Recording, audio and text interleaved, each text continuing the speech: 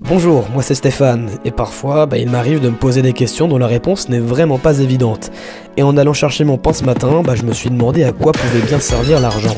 La boulangère m'a regardé étrangement, je lui ai souri, j'ai pris ma baguette, et puis je suis parti à la recherche de cette réponse.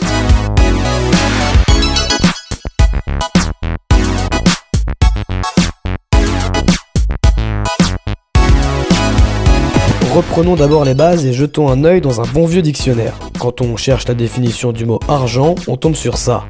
L'argent correspond à toute monnaie métallique ou tout papier monnaie accepté comme numéraire. Bon, on n'est pas vraiment aidé là, mais on peut quand même aller plus loin grâce à l'aide de grands économistes qui se sont penchés sur le sujet. Selon Léon Walras, économiste français du 19e siècle, la monnaie numéraire est une marchandise en laquelle on crie les prix des autres marchandises et c'est aussi la valeur de laquelle on rapporte les valeurs des autres marchandises. Vous n'avez toujours pas compris? Eh bien c'est normal puisque cette citation assez technique a été tirée de la théorie de la monnaie de cet économiste, Léon Walras, mais on peut la résumer de manière assez claire. D'abord, et ça nous paraît logique, l'argent est une unité de compte. C'est tout simplement un instrument qui permet d'estimer la valeur d'un bien. Par exemple, quand je vais à la boulangerie et que je veux acheter ma baguette, je sais qu'elle me coûtera 1 euro.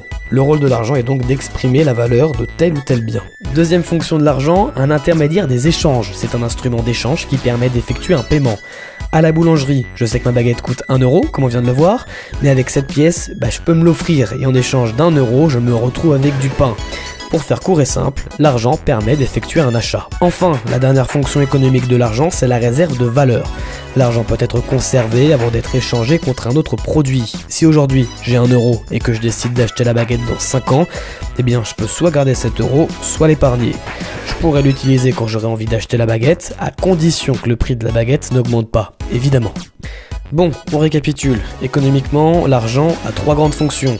La fonction d'unité de compte, la fonction d'intermédiaire des échanges et celle de réserve de valeur.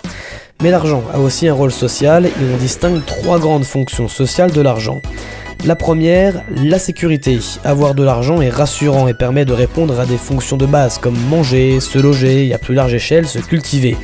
Certains émettent des critiques quant à cette fonction de l'argent, notamment Karl Marx qui considère qu'elle n'est qu'un instrument des rapports sociaux, rien de plus. En d'autres termes, si j'ai de l'argent, je vais pouvoir acheter ma baguette à la boulangerie. Et une autre fonction sociale de l'argent, c'est la liberté et l'indépendance. Avoir de l'argent, ça permet de faire des choix et ça provoque un sentiment de liberté.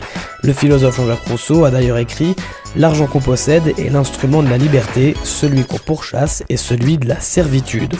Pour en revenir à notre baguette et à notre boulangerie, avoir 1 euro, ça me permet d'avoir le choix et d'acheter une baguette ou un pain au chocolat.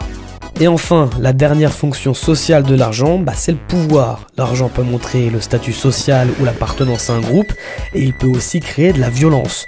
On doit cette théorie à Michel Aglietta et à André Roléan, 2 économistes français, et si on traduit cette théorie, avec de l'argent, je peux m'offrir ce que je veux dans la boulangerie, et je pourrais peut-être même acheter la boulangerie. Et voilà, on a fait le tour des grandes fonctions générales de l'argent. Et n'oubliez pas une chose, si l'argent ne fait pas le bonheur, la baguette que vous achèterez, elle vous rendra heureux.